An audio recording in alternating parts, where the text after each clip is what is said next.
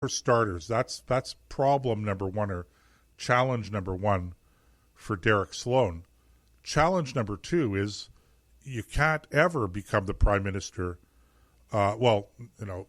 Theoretically you could become prime minister if you're an independent member of parliament, but that would only be if the members of parliament come together and a majority of them want you to be the prime minister.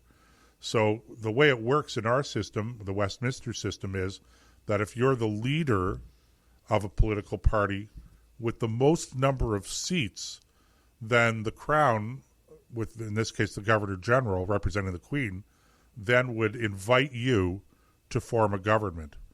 And if you can't form a government, then you would possibly go to the Governor General and say, we need to have another election. Or the Governor General could simply say, well, we're going to give the opportunity to the party with the next largest number of seats to form a government. And if you happen to be whatever party forms the government, or if there's a coalition of parties forming a government, it's the people in that group, in that coalition, or in that party that decide who the prime minister is going to be, because they decide who the leader of that party or the leader of that coalition are going to be. So constitutionally, it is possible for an independent member of parliament to become the prime minister, but in practice, I just don't see that it's possible. I just a quick follow-up. I watch some American news and press conferences, and I hear a lot of key words in, say, Biden's press releases or whatever, and it's Build Back Better. And I was watching a interview with Justin Trudeau at a press conference several days ago, where a mainstream reporter from CBC or CTV or whatever, one of the mainstream channels, was asking him this and that, and the key word popped up, in Justin Trudeau's response. He was just like, yes, Canadians deserve their chance, we need to build back better, and this and that. So these keywords are troubling to me, and I'm wondering, do you think that all of these political parties are actually even worth it? Like, what about Chris Sakochia? What about United Non-Compliance? What if everybody, say in France, gets together, and United Non-Compliance, and just says no? Everybody takes off their mask, everybody opens their business. People in France are, the police, the firefighters, the working class. They're all going on strike. And France is basically at a standstill right now. And I'm wondering, what do you guys think about if everybody, say, in the United States and Canada and the whole world just takes off their mask and just says, listen, government, you guys work for us. We pay your salaries. You guys got to listen to us. We don't like these lockdowns. We don't like the restrictions and everything. Why isn't everybody just coming together and with United Non-Compliance? Well, it's a great question, and there's no argument against them doing that. It's just a question of people coming together and taking a stand. If they do, they do. If they don't, they don't. Just one quick observation, Nick, before you jump in. On the lockdowns and non-compliance, there was no protesting in the streets or anything like that here, certainly not in large numbers. But I will tell you this, and I've said this on our show before, and I've pointed it out in many places at times, but you'll recall that the provincial government not just had a lockdown, but had a stay-at-home order in place. And the stay-at-home order was over, I think it was Boxing Day, that it was coming into effect, and I was out driving around. I didn't follow a stay-at-home order, but being in media, you actually don't have to. You were exempt, so we were able to use that our show as an argument that we didn't have to stay home if it ever was a problem. But it never was a problem. I was never stopped. But the point I'm making is that on the 26th or the 27th. I was driving down the road, and everybody was at the not everybody, but the nature trails, of which there are 4 or 5 near where I live, because I'm in the city, but I'm right on the edge of the city. So we're sort of at the border between urban and rural, and literally 1 minute from our place is the first nature trail. So, and there were about 5 or 6 of them very close to us, and they were not just packed full, but they were packed to the point where there was no room in the parking lots, and people were parked on the sides of the roads.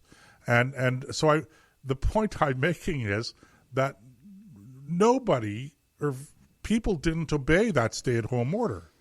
Yeah. But they didn't go out and protest it. It just seemed to be a nice holiday for them. Yeah. Well, that certainly is something to think about. However, what Lyle is talking about is, everybody just completely ignore it. Well, first of all, that's never going to happen, as much as I wish it would, because you have people running around afraid of their own shadows. People are still walking down the street outside in the sunshine wearing masks. Like, I don't understand. I mean, I get it. Private businesses can set any condition they want in order. It's like the old no shirt, no shoes, no shirt, no shoes, no service mentality extended to no mask, no shoes, no shirt. That's a private business's right to do that. And if I walk into a restaurant or to a hardware store and they say, sir, without a mask, you have to leave. Hey, no problem. I turn around and I leave because it's their store. They get to set those conditions. But you're not going to see a national uprising unless you're in Quebec. They had a massive one in Montreal a few days ago against vaccine passports. Which, man, if we could ever use that attitude over here, would it ever be nice if we could get some? But how many of those people in Montreal were from Ontario too? Well, it's possible. Yeah, you're right. So unless, of course, they didn't have the passport. I guess what I'm saying is, don't be fooled by the numbers. I get what I'm saying is that I don't see on the horizon any major uprising and surge of civil disobedience on a national scale that would be big enough to cause the government to rethink and change what it's doing. They're just like, you could have a protest of 10,000 people on Parliament Hill, and Justin looks out the window and says, that's the same number of people who didn't vote for me in Digby County, Nova Scotia, so I don't care. It's not a big enough protest. You'd have to have millions, and you're just not going to get that. It's just not going to happen. Well, why is that, Nick? Why do you think that is, Nick? Because Canadians have been trained from birth to listen to authority, and it's part of why we're so polite. Like when you're driving down the road, you see the cruiser lights come on, the vast majority of us pull over and say, yes, officer, what can I do for you today? They're trained to respect their coach. They're trained to listen to their teacher. They're trained to listen to, different levels of authority. So you think it's a Canadian thing?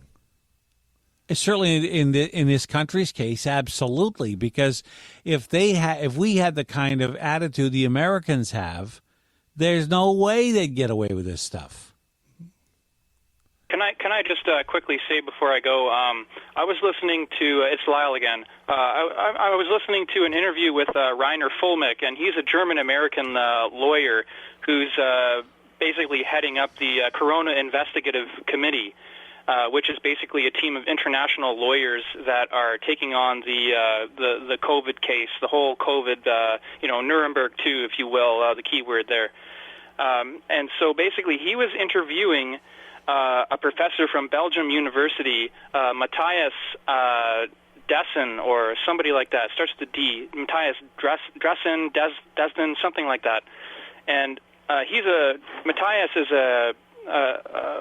a master's degree in psychology, and he was saying that there's basically 4 prerequisites for a mass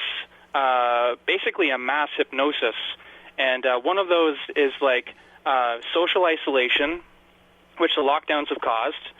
You've got free-floating anxiety and depression. And I know that's not all 4, it's only 3, but you can watch the interview. And basically, when people have a large amount of free-flowing anxiety, they're confused. They're wondering like, oh no, what should I do? What's going on here? And then when a topic or subject that comes up that people can direct their attention to kind of like forget or to project their anxiety onto this one thing, then that's what they do. They like, oh no, we have a coronavirus. Oh no, we should direct everything, towards that. Oh no, it's going to kill people. Oh no, we should all do these kind of things. We should all, wear masks or whatever. So in the interview, he was saying that the mass media plays a giant part of this, and it propagandizes all of these, all of people's fears and gets them to get in fear and do all of these things that we're not used to, that are not normal. So I was wondering if you guys could talk about maybe like the psychology behind all of the mass, this mass phenomenon, this mass event that is going on around the world. Nick,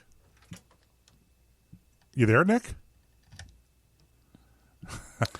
Well, I'm no psychologist, and I'll leave that to the Jordan Petersons of the world. But looking at it from a layman's point of view, if you aren't around, what did Goebbels say? If you tell a lie long enough, sooner or later it becomes the truth. And I think Mark that's Twain. part of. I'm not accusing anybody of being a Nazi, but I'm just saying that technique or tactic certainly seems to be at work here. And you see it in various areas, not just in COVID. You see it in climate. You see it in all kinds of things where they try to scare the living bejeepers out of people and then say, come to mama, come to mama. Mama will protect you. Mama being the state, okay, or big brother, or call it whatever you want.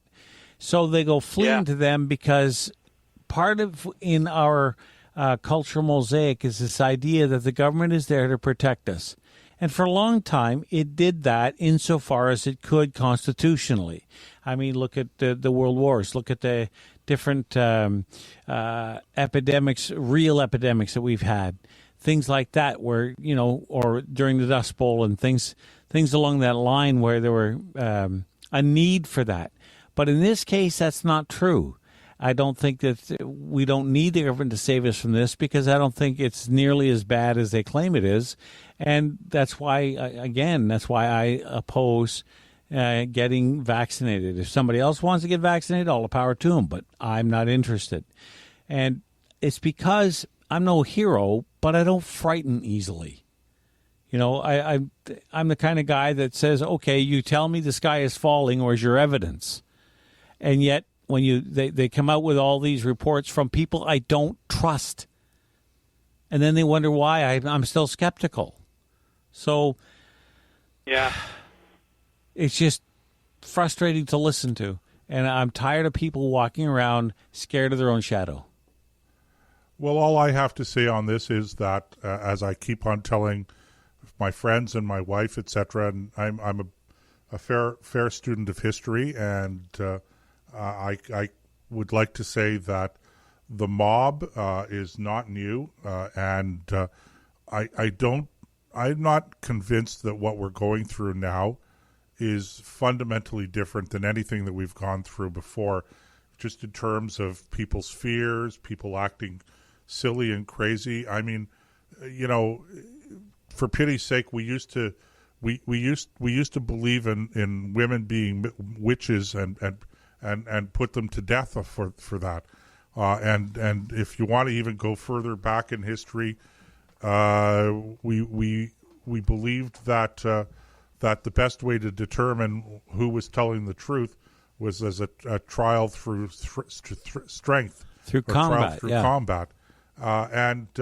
So the mob has crazy ideas, and once they get going, it's hard to stop them.